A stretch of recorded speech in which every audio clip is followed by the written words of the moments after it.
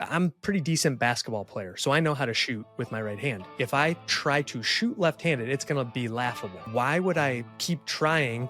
Just accept the fact that you're not going to be able to shoot as well with your left hand as your right hand. Our whole lives, we've been trying to be something we're not. Those were the words of Ryan Mayer, certified ADHD coach, Neuro-Inclusion consultant, and master facilitator. And he's here to help you realize that you are not alone. In this conversation, Ryan shares how he discovered his calling, but only after multiple workplace failures, despite having a natural gift for public speaking. You'll hear about his journey from finding his spark in the dark to becoming the ADHD adulting resource that he desperately needed but was never able to find. Ryan discusses radical acceptance of ADHD, the power of delegating tasks that drain too much of your energy, and why the word should is dripping with shame. He also reveals how body doubling transformed his productivity, and he talks about the life-changing question his wife asked. If you could do anything, what would you do? I'm Stephen Tonti. With me is Aaron Smith. This is Attention Different. Let's do this thing.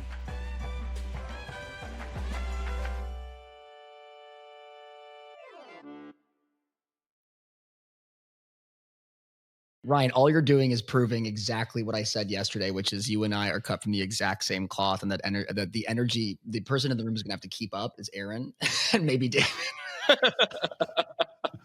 Okay. So we were arguing just before you came on, full disclosure, who's going to give the bio and what's the bio going to be. And then we decided, screw that. David, our illustrious producer, the only individual without ADHD in the room, thank God, is said, I don't like reading out just the bio, from the website. So we're going to give that to you. But first, we wanted to say, welcome to the podcast. Welcome, Ryan, to Attention Different. We're so happy to have you. So tell us a bit about Ryan Coaching and who the hell you are. Who the hell are you? Who do I think I am? I'll tell you who I think I am. I'm Ryan Mayer. I'm a certified ADHD coach, Neuro-Inclusion consultant, and master facilitator. And I am on the Attention Different podcast today to help you realize you're not alone. Perfect. Aaron, take us away. Ask the naughty questions. The questions. Well, welcome, Ryan. So glad you're here. And it was such a pleasure to meet you in Anaheim, California at the International ADHD Conference this year. And we're just delighted to have you here. We felt like there's this connection and community between us, the symbiosis between our brands, our companies, our missions, what we're doing.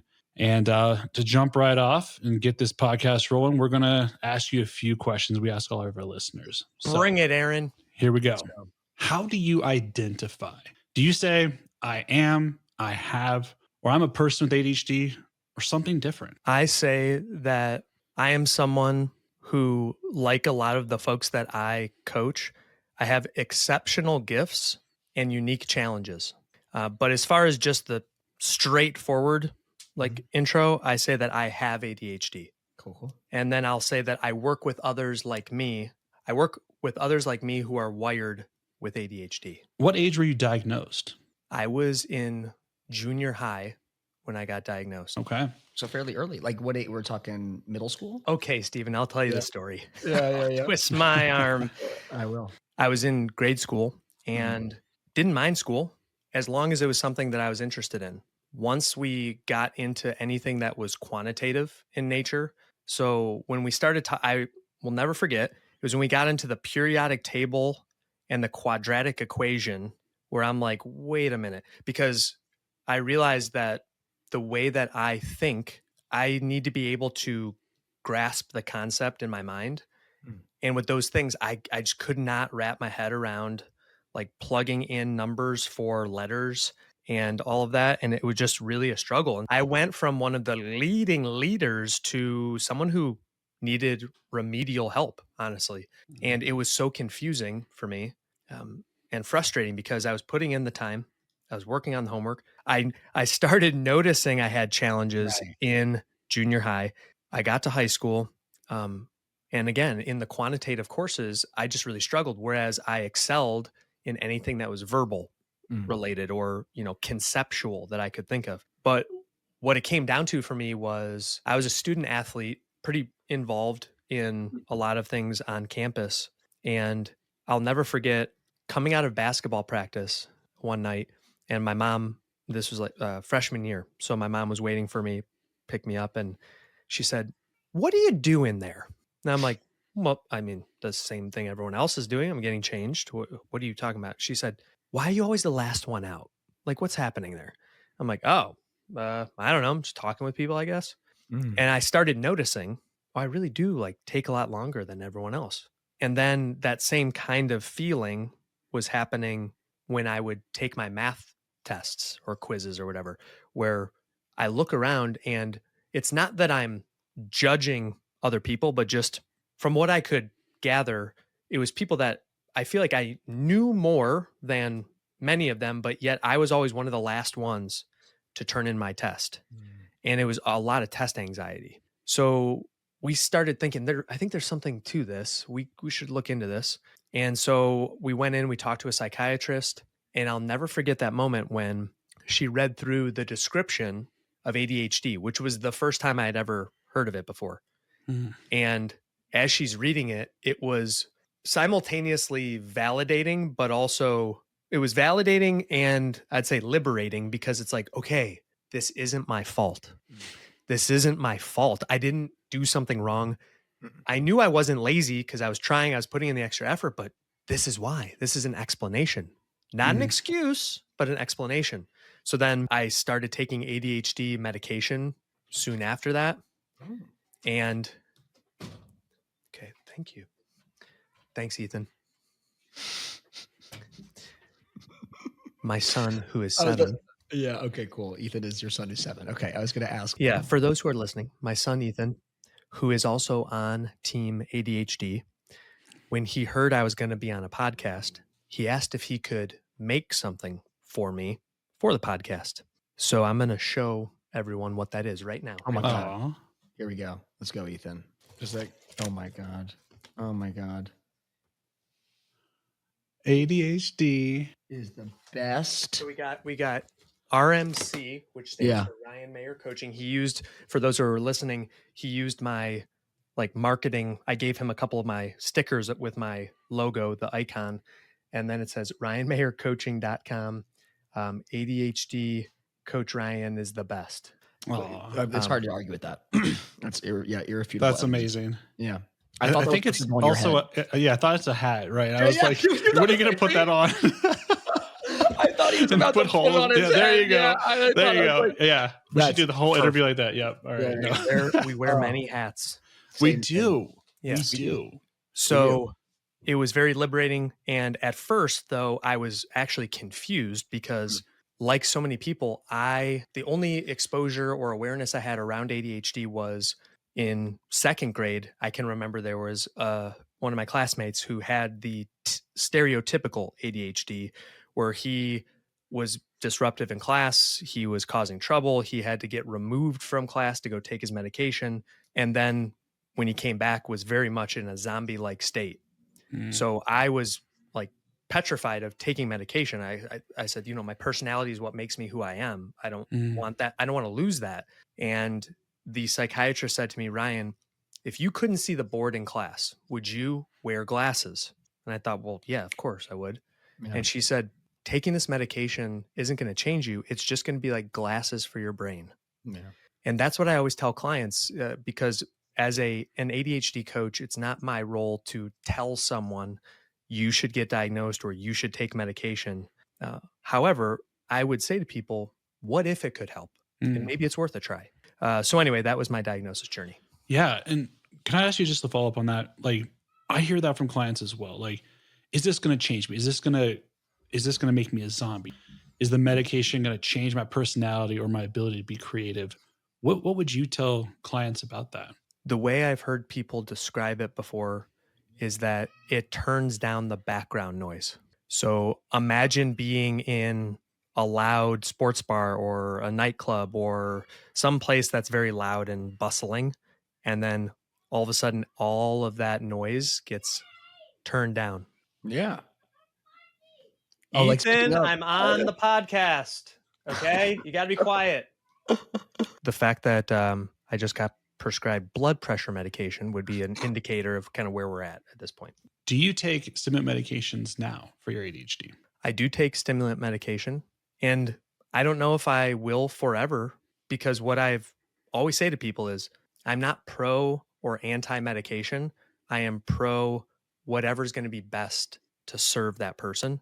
So I have found that when I utilize stimulant medication, that's when I can be my best self. That's when I can be most present with my clients and my family. And so I understand that people have, it's a very polarizing topic. And so it's a personal decision. My personal decision is I choose to use stimulants for now. For now.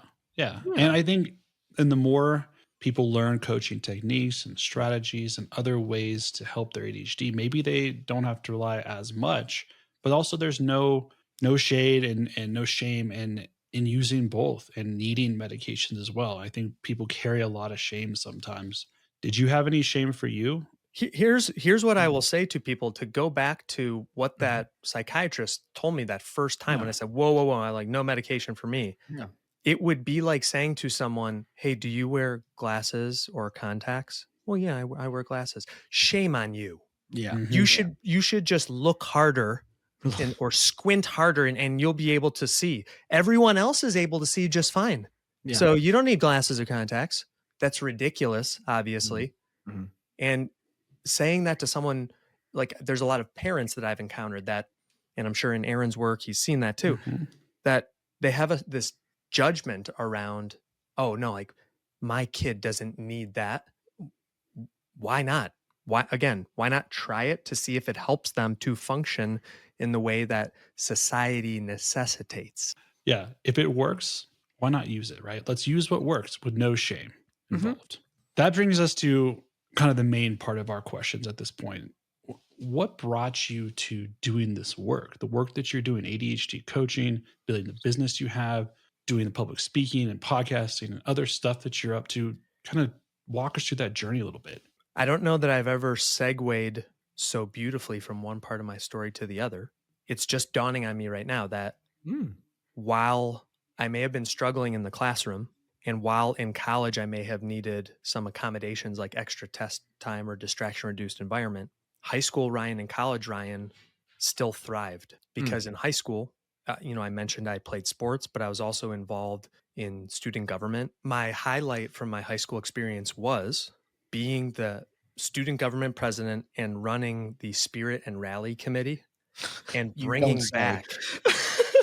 I know, shocking, right? See, we can branch out. No. So being in front, this is where I knew that I was fundamentally different, but this is where that exceptional gifts component comes in, because I was able to stand up in front of the entire student body, and I don't really get nervous in front of crowds. So Steven, who has rocked a TEDx talk, he knows what I'm talking about, that when you are just in your zone, it doesn't really matter how many people are there. Truly. You're just adding value. So anyway, doing that. And then the greatest job that I ever had was when I was in college and I was a student ambassador.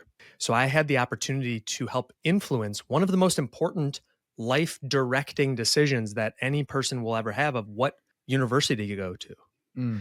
So I would get to embody the script. So I'd cover all the necessary bullet points, but I did it my way, which was a way that was so effective. I actually had parents that would pull me aside afterwards and go, hey, do you have any plans after graduation? Because we could really use someone like you on our team to whatever. So I actually literally got a job offer. Having those experiences, I'm thinking to myself, all right, I may not be able to do the quadratic equation, but I'm destined to do something really big. You had a gift in your verbal acuity or your ability to speak, convey messages. and just thrive in, I'm using air quotes, everyone, high pressure moments where others would crumble or just couldn't even do it. Things would slow down for me, almost like Matrix bullet time, where it's just like, it's easy. Like, how did you do that? I don't know. I just did it. And if I could speak a bit, it sounded like high pressure human moments, though, like specifically when you're in front of a crowd, like it's either a crowd of students trying to pick your school and their parents, or it's a crowd of like, these are high pressure, social, highly social, like these are, pro-social moments. I thrive in social environments when most others get overwhelmed. Steven, you know what I'm talking about? Absolutely Yeah. not. I'm terrified on stage. Yeah, no, I'm thinking to myself as I'm finishing, like, wow, I'm really finishing strong. I'm going into a job where I'll be recruiting, which was very similar to a lot of the uh, extracurricular activities that I had been doing in college and in high school. I'm confident, I'm persuasive, I'm genuine. So watch out, world. Here I come to crash and burn. Wait, what? What? The needle slides off the record. Yeah. So I get into the sales role, and unfortunately, I was not good. I couldn't stay on top of the administrative follow through. Granted, I was in a very toxic environment that had a very high turnover rate for a reason, but this happened time and time again, like 6 jobs in a row, where I'm just thinking like, what's wrong with me? I'm trying my best. It was the same pattern every time where I would arrive on the scene to much fanfare and everyone say, wow, like what a friendly guy. He's super engaging and outgoing and enthusiastic. Awesome. The problem is most every job requires some sort of follow through. And that's where the wheels just simply fell off for me. And I didn't understand why. Like it was so depressing for me. And so this is all in answer to Aaron's question of what led me to where I am. So after failure, I felt like I'm never going to be able to be successful. So I did what any rational person would do in that situation. And I frantically Googled in desperation of finding something that might help. And I ended up finding the 2018 ADHD conference, which, we met at the 2024 ADHD conference. But the first one I just went to as an individual with ADHD who was a lost puppy who's trying to find his way. Where was that one at again? That was in St. Louis. Okay. Oh, I don't think either of us are there. I think we missed that one. Yeah. Truly. Yeah. Interesting. So I went there, and this is when something magical happens. And if anyone's ever, whether it's you put on that favorite pair of jeans, or you are listening to that song that you love, or you're with friends where they just get you, imagine all of those like put into one, and also eating like the most delicious meal you've ever had. Put that all together, and then you're also getting a big hug. It's like all of those feelings, and that's an ADHD conference for someone with ADHD. Because I felt fully 100% accepted just the way I am for the first time. And that's where I found out about ADHD coaching. And I literally laughed it off at first. I'm like, a life coach? Yeah. Classic. Really? Why don't I just go be a used car salesman? No offense to anyone who sells cars. It's a very admirable profession, but I think it's, again, a stereotype. Right. So when I once again failed at a corporate job, that voice and that conversation about the ADHD coaching kept echoing. And my wife, who has been such an amazing support for me through this whole journey, because every time I fall on my face, she's been there to pick me back up and dust me off and say, it's going to be okay. We're going to get through this. And so, Aaron, I wanted to become an ADHD coach because she asked me this question, which changed the course of my life forever. And she said, hey, if you could do anything, what would you do? Because clearly you're not enjoying what you're doing. And Ryan, you're a happy person. Like, I mean, you guys talk about the energy and what the people who really know me, that's how I am. Like what you see is what you get. Yeah. But I was having to mask and put up this front so much to try to squeeze myself into what society said I had to be. It was just crushing me. And I was depressed, deeply depressed. I went on antidepressants and anti-anxiety medication, and my life was in a really dark place. Yeah, it's so hard to try to mask and conceal and try to fit into these expectations. Yeah. And so then she said, "What if you could do anything? What would you do?" And I don't know if you could hear that, but I snapped my fingers, and it would. I like to say that in the dark is where I found my spark, because You do love a rhyme. So I turned to her and I said, I would be an ADHD coach because I just don't want anyone else to have to feel like this. You want to help others learn how to accept themselves and come out of a dark place like you were in. Yeah. To become a beacon of hope for others that were still in darkness. And Mm. She said, well, why don't you just do that then? And I was, wait, what? Because normally her question is, how much? Right. Um, Right. Oh, that's so, interesting. so she just knew that I needed something different. So then when I got into the coach training program, I'm like, wait a minute. I've never been so excited about school in my entire life. Hell Like yeah. I'm just consuming this stuff like crazy. So then I have now become for others the resource I so desperately needed but couldn't find. Did you go to ADCA? What was the coach training Yeah, the program? coach training I did was ADCA. Okay. Mm-hmm. Ditto. Nice. So you were just absorbing this like a sponge, and Yeah. you're like, I never have been so enthralled by Yeah. engaged with this material. Okay. You know, the famous Steve Jobs quote of you can only see the dots only connect when you look backwards. Right. And it's like, oh, wait a minute. This is what it was all about. Because I got connected with someone who was a social media manager. He was looking to grow his portfolio. I was looking to expand my coaching business. And he said, all right, well, the deal is if I'm gonna help you with your social media, the platform we work on has to be TikTok, which is ironic that we're talking about it right now. The day after it gets banned. When TikTok is on the chopping block here in 2025. Yeah, we're moments away. Yeah. Well, it was during COVID, right at the beginning, and the timing just was the perfect storm because I went from 0 followers to 330,000 followers in 60 days. So it just was like, and again, I don't take full credit for it. I think the world was just ready to hear the message. Yeah. Everyone was quarantined. They're in their houses. So that's really how my coaching business took off. And to me, what's amazing is I started just being me. And then I was like, wait, people actually want to hear my ideas. Mm-hmm. That authentic version of yourself. People wanted to hear that. Mm-hmm. And what's interesting though is like, so you were in this place of kind of shame and getting down on yourself about the string of failures in your life. How did you get out of that place? I'm curious for like, how did you get out of your own way, out of your head, and kind of bounce back from that place? Right before I jumped onto the podcast, I was doing a workshop for fellow coaches on social media content creation. Oh. And what I said to my fellow coaches was, the goal is never to do something that goes viral, or I'm using air quotes, become an influencer. My thought was always just going back to my why, that I want to help other people to know they're not alone and that they don't have to go through the challenges I did. So if I can share some of my experience and help, that's what it's all about. And so I just started sharing like the little things that I had figured out that had gotten me through that time. And even though I wasn't a success professionally, I was still good at the same things I'd always been. So like that part never went away. Like whenever I presented, that's when it was like game on. I would still get that little bit of hope.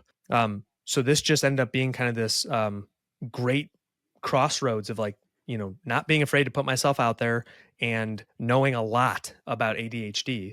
And the way I took myself out was other people lifting me out. I know that I need other human beings in order for my brain circuit to complete. Right. Because when I'm by myself, that's when things get the darkest. Mm. So having other people say, thank you so much. This totally resonates. Like, you're explaining my life, all these kind of things.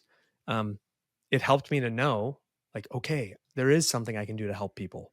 And even though I never really earned money from social media, it did generate enough interest in people exploring coaching. So that external validation from your community, from the audience you were building on TikTok, gave you that boost of confidence that you needed to push through and to continue to do this important work and deliver your message. That, along with the training I received from ADCA. So I know that this is legit. I've taken the assessments to show that I am a credible coach. So I'm not just someone who hung the proverbial shingle on the internet to say like, hey, I make funny, relatable content, pay me money. More than any of that though, is I have lived experience. Like that's the one reason why I'm so grateful that those failures happened, is because the difference between Ryan, who's strutting off of the college campus as a fresh graduate, like ready to take on the world, and Ryan now is I had to eat more than my fair share of humble pie and just be brought to my knees and just be ground into dust to just be like, dude, It's not it's not about you. The message, it's bigger than you. It's Yeah. this Much bigger. message that you're Aaron bringing. and I have felt the that way mission. since the beginning, right? Yeah. Totally. Yeah. I mean, with all of our fits and starts and ups and downs, with attention different Yeah. life upheavals, we've many times come back to why do we do this? And it's because of the message. It's because it's needed. And we want to empower people to embrace their ADHD and accept themselves and to see themselves in a different light. And to You know, I would go so strengths. far as to say it's really all about radical acceptance. Yeah, wink. We need a little ding. I know. Ryan does his research before he becomes a guest. Yeah. No, amen. What does radical acceptance mean to you? I want to give credit where credit's due. And I learned this from one of my clients, which is being willing to say out loud every day or whenever you need it, I forgive myself. Because we've all heard the phrase, but it's so true that we are our own biggest critic. And we say things to ourselves we would never dream of saying to another human being. And I just want to give myself some grace and back up from the situation and be like, hold on a second. Yeah, okay, you may have not done that perfectly, but you're still doing the best you can. The other key takeaway that I always tell my clients, and I'm hoping that the audience can take away, if you remember nothing from the episode, please remember this. Start paying attention. Should. The word should is dripping with shame. Yeah. So our whole lives, we've been trying to be something we're not. The analogy that I give for this is if you've ever tried to use your offhand, your non-dominant hand. So I'm right-handed. I'm pretty decent basketball player, so I know how to shoot with my right hand. If I try to shoot left-handed, it's going to be laughable. So why would I keep trying, even though I'm not good at it? Yeah, you could practice, but you're only going to get incrementally better. So just accept the fact that you're not going to be able to shoot as well with your left hand as your right hand. And now let's apply that same idea, that same framework to life, to work, to relationships. So, for example, I feel that I should be able to remember what time my wife gets home from the things she goes to on a regular basis, or what time swim lessons start for our kids, or what time I'm supposed to be out of the kids' bedrooms when I'm putting them to bed so that my wife and I can spend some time together. But the fact is that I'm a right-handed shooter. So I'm not going to remember. So what we have to do is create external supports, like writing things down. So we have a schedule for certain days. It's printed and it's taped to the inside of our cabinets so that it's like, okay, Tuesday is the hubby, I'm using air quotes again, the hubby help day, where I need to help get our son on the school bus and help putting lunches in the car and packing up my wife's stuff so she can leave on time, make the coffee, blend the smoothie, things that I would forget because I have forgotten dozens or hundreds of times and felt a ton of shame for it. For anyone who's listening right now, who you are the partner or a loved one or a coworker or a manager of someone with ADHD, just know that no one feels worse about it than that person. Anytime I mess up, I feel horrible. And it's so hard to just keep going that way unless there's acknowledgement and acceptance. So I've had to accept it. And now we just do whatever we can to put those supports in place. Yeah. Take away the should. Take that out of the vernacular of how you talk to yourself. I love shooting on ourselves is not a good look. Oh, there it is. We were all going to say it. Yeah, clip it. I do. Yeah, I've always loved that phrase, and to add a little comedy. Don't shut all over yourself. Yeah. It's good. Yeah, and instead have that self-compassion and support yourself. Yeah, I need to do this. It's not a big deal, right? Yeah, this is just the way my brain works. Yeah, sure. Yeah, this works. Why not do what works? I don't have to be like everyone else. And here's a really important distinction about that. And this can be applied to relationships, workplace, the home environment, school environment. We also need to be held and hold ourselves to the same standards. In other words, the finish line is still the same. So we're not looking for special treatment or to avoid the responsibility. We just might need a little bit of reasonable accommodations to get to that spot. Yeah. So it's not an excuse not to do the thing. Precisely. So we still need to take ownership of it. And the way I phrase it to my clients is, it's not your fault you have ADHD. So like, we can take that. Okay, it's not my fault. Got it. Okay, but it is your responsibility to figure out what to do so that you can still get the things done that you need to do. Yeah, to show up for your life, for the people that are important to you in your life, and not create an added extra burden on their shoulders to have to pick up the slack. And that is one of the things that's hard for a lot of the partners, and especially non-ADHD partners, to understand. They interpret a lot of that stuff as my husband or my partner doesn't care about me, because if Right. they did, they would do this. How many times have we had this conversation? We've had it X number of times. Do I need to tell them again?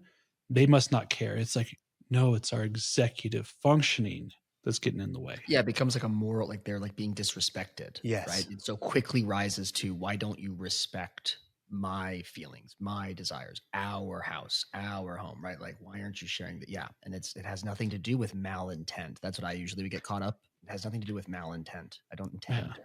And that's where I think, again, just figuring out ways to openly communicate about it, because early in our marriage, my wife and I had to figure this out, because there would be, she said that she didn't want to say anything at first. She knows it's hard for me, but then there'd be these explosions of resentment, like, you never do this and never do that. And I'm like, whoa, wait, what? So then I would say, oh my gosh, I'm sorry. I had actually no idea that you wanted me to not leave my shoes right here, or whatever the case may be. So now we just keep practicing these things. And so now I know, like, anytime my shoes are off, they need to be in a certain place. And so now I've done it enough times where I know that. It comes back to the should stuff. So should is a self-judgment, right? We're judging ourselves. And then sometimes our partners are inadvertently, and oftentimes they don't mean to do this, but in their tone and the way they deliver the message, there's a huge amount of a laden judgment there. That's like, why didn't you do this? Why didn't you do this sooner? What's wrong with you? That type of stuff. And that is, it's like a should in disguise. Yeah. Wait, can you speak a bit, Brian, on like something that I know that we talk about often when other TEDx talks? Is great. There are so many forms of communication. Verbal is one. Yes. What do you talk about with your clients about like the styles of communicating within the home, within the house, within your workplace, et cetera? That it's not just, or even with your own, or even with your wife. Yeah. Or yeah, exactly. This is a topic that's so critically important for not only me, but also everyone out there who interacts with someone who might have ADHD.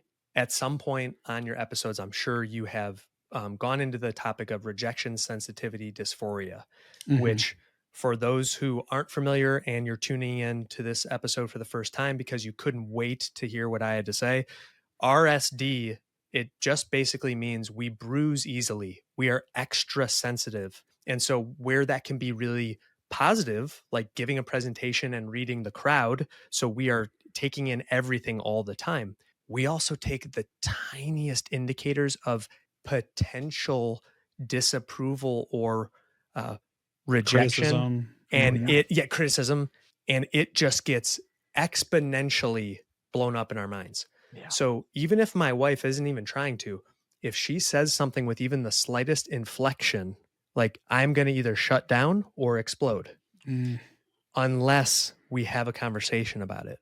So that's what we really try to work on. So my little nugget for people that are out there, because my wife and I, we're so passionate about this that we talk to engaged couples, even if they don't have ADHD, we present through our church to say, like, the kind of communication that you do is so important. And to answer Stephen's question, obviously there's the words that we're saying, and there's debate over what percentage is actually the words that you say versus how you say it versus your body language. But there's nonverbal, that's the body language, or the way that you are saying something versus saying something. And then tone. Yeah. Written communication via text, email, whatever. So there's different ways to communicate, but here's the key is making sure you're connecting with whoever it is, your boss, your partner, your coworker, your kids, and figuring out what's their preferred method. What do they need to feel loved and accepted? And this is the next learning point to pay attention to. The people in your life are not mind readers. So if there is something that isn't sitting well, or you're getting frustrated about it, whether you're the person with ADHD or the person without ADHD, talk about it. So then you can figure out a way to navigate this. Yeah. So that's the biggest thing, is that I Yeah. take even the slightest thing and it just hurts. Exactly. Figure out healthy, effective communication. Again, do what works. Same as like when we do things that work for us individually, in a relationship sense, let's do what works in the relationship. If we keep having the same conversation and the same conflict over and over, obviously something isn't working Yeah. and we need to change. We can't keep going at this way. Yeah. And if we can say it a little bit more kindly, if that's more effective, if it doesn't lead to a big blow up or defensiveness, hey, let's do that. Let's try it. Let's give this a try. Yeah. One story it reminds me of is when we did a talk on the love languages, the 5 love languages, Yeah. wonderful book by Dr. Gary Chapman. And Mhm. I opened it up, and this is where I think the ADHD kind of creativity, thinking outside the box, comes in.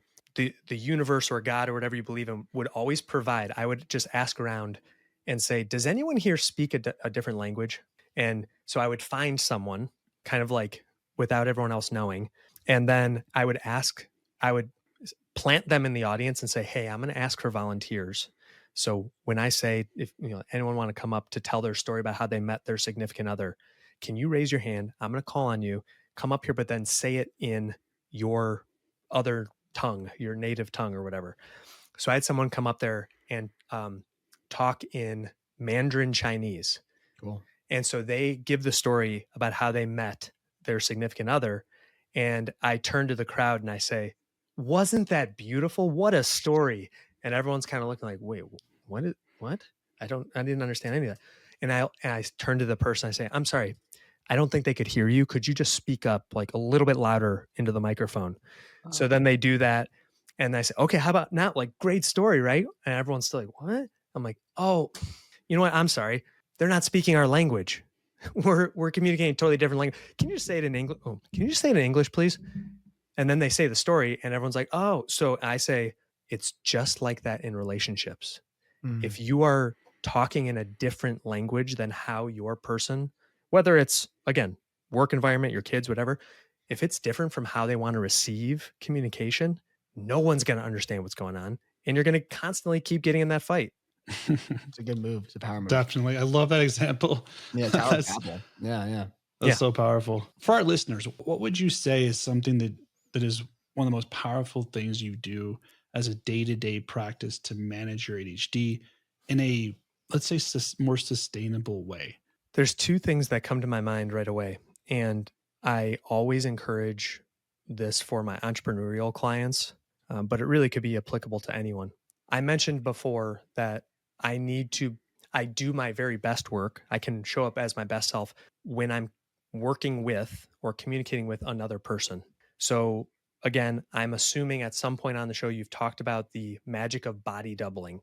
There's this strange phenomenon when you're on a call with someone or you're sitting in the same room and you're trying to get something done. You can do that thing you couldn't do by yourself when someone else is there and you go, I'm going to clean up my clothes now. And then you can magically do it. Whereas if someone wasn't there, you go, I'm going to not clean up my clothes now. I'm just going to avoid that. So I have leveraged this and just that radical acceptance of I need someone to be with me all the time. So if anyone were to look at my calendar, my day is blocked pretty much the entire day to ensure that I am always with someone. So whether I'm on a podcast or I'm creating content or I am working with a client or whatever the case may be, I'm always with another person, because whenever I'm not, the way I phrase it is my brain is like a balloon. If it's not tied on to something, it's going to float away. My attention's gone. There's also things like FocusMate. And I'll share this link too. It's an amazing resource.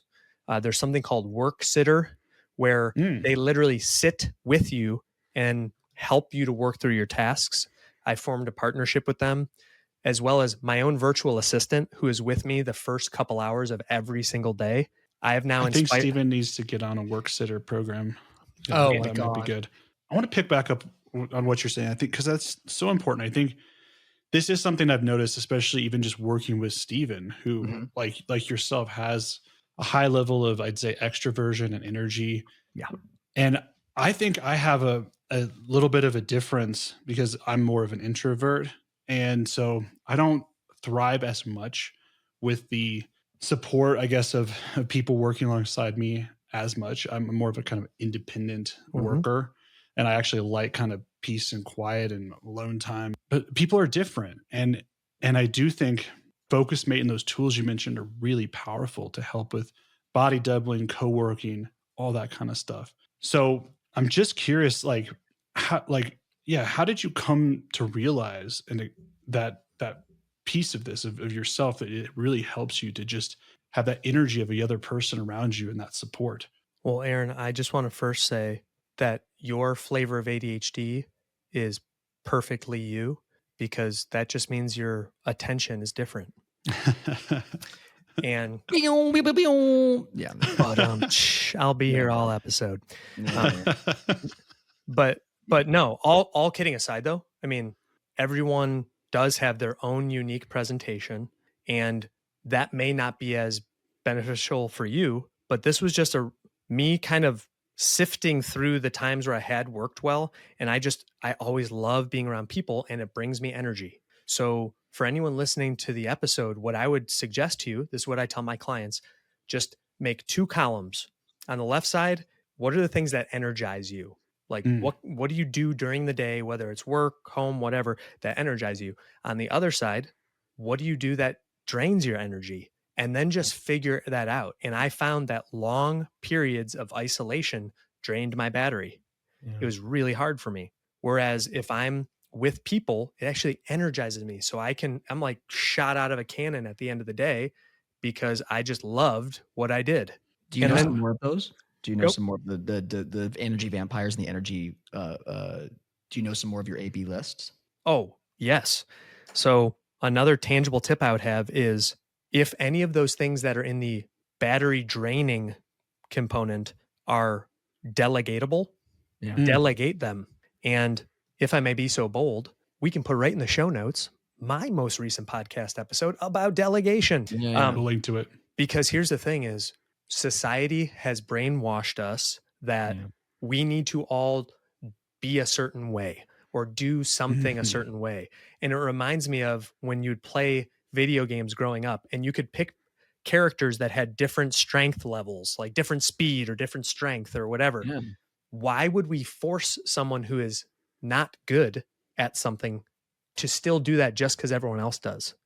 So the thing that drained my battery more than anything, and you'll see a common theme here, talking about money. So in this case, numbers. So sound familiar? Yeah. Oh my! Steven and I are the same person. We were talking about it last night at that zone where I am not at my greatest, the evening time. But we were like, yes, we've been talking about this for the last 72 hours. Yeah. We literally had the money discussion last night. We're like, we Yes. have to dive in and do some taxes and budgeting. And this is why we have a non-ADHDer, our Uncle Brandon, who sits with us and he literally handholds us through this because it is such a struggle. I love that you said handhold because while that's not bad, what if you could get it completely out of your hands and hand it off, which is the greatest business move I ever made. So I now have an outsourced bookkeeper that let's do a quick before and after. Sure. Yeah. Before Ryan had this delegated to someone else, Ryan's wife, hey, honey, can we go over the monthly expenses? Did we make any money? Ryan, oh God, that means I have to actually look and like face the music and look at the numbers. And I'd go through, I'd be like, okay, wait, did this person pay me? Where do I check? How do I do this? I'd have to reteach myself every month. And it was torture. And then when we would sit down, I had no idea if it was actually accurate. So I would feel terrible because I would be lying. David, can you edit out the crying in the background? They hurt each other. 3 children, 7, 5, and 2. It happens. They're on the same space. It's like gravity. They run into each other. Yeah, it's a thing. Wait, Yeah. don't talk about molecules. Remember the periodic table? It's a thing for me. No, Oh, you're okay. right. It's a trigger. I apologize. Trigger. Back to another money. trigger. Money. No. So let's go to my other trigger. So I would feel really terrible sitting there with my wife and like not knowing. And this is one of those things I'm using air quotes, be able to tell her, well, I just told her we got to figure something out. So now let's look at the after. Hey, honey, are you ready to look at the numbers for the month?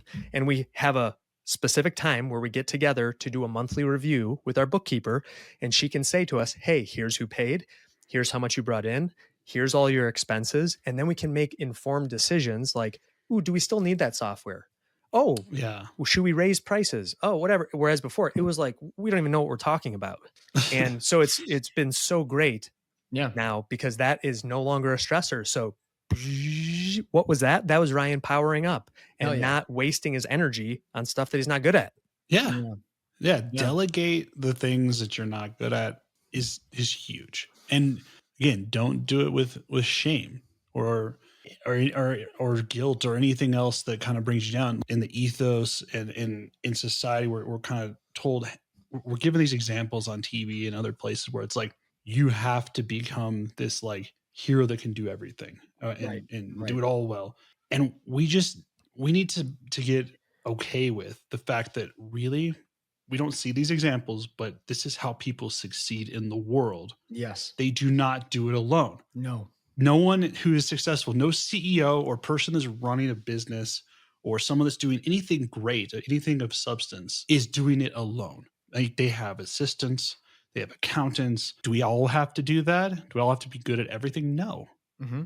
It's okay. The game to play is to figure out how can you free up time to do the things that you are most uniquely gifted to do? Yes. What are your strengths? So now let's bring it all back together because remember when I was in high school and college and at little tiny moments throughout the first 15 years of my career, I still knew that being in front of people, having conversations, persuading, like just being authentic, that was where I was good. Now I have found a profession in coaching where that is pretty much all that I do. Yeah. And the administrative component is still challenging, but that's why we keep innovating and keep figuring out how to make it better. And one thing I wanted to touch on that Aaron was bringing up is just like we said before, we still have the same finish line. So to go to that example of the budgeting and like the monthly conversation, I'm still expected to have the meeting with my wife to review over the numbers. So we still got to the finish line. Yeah. But it was the accommodation I got was to get someone who's an expert at that to help me so that I didn't have to. And then all the time I would have wasted trying to do that, I got to use doing what I do best. Amen. We're in the Heck same yeah. process right now. And to be clear for our listeners, you keep coming to the batting plate. This is not a set it and forget it process. This is a practice, right? We practice this. And when we commit ourselves to doing that process, doing that work, finding those solutions, who knows how the heights we can go, right? Like it just, like you said, it frees up so much ability to be creative and to utilize that time in some other space that could turn into your next viral video or the next speaking engagement. And is there something I think we're not saying here? It just occurred to me. We're talking so like from our POV of like, what are our strengths? I often have to remind myself, I brought up Brandon in the room, our CFO, right? That's his strength. He said it last night. Like I often forget that like Yes. the person I'm delegating Honoring other to strengths. might love to do that thing. Like if we continue to like not ask for help or seek help, we are actually holding a thing back from a person in the world who wants to do that for you. Mm-hmm.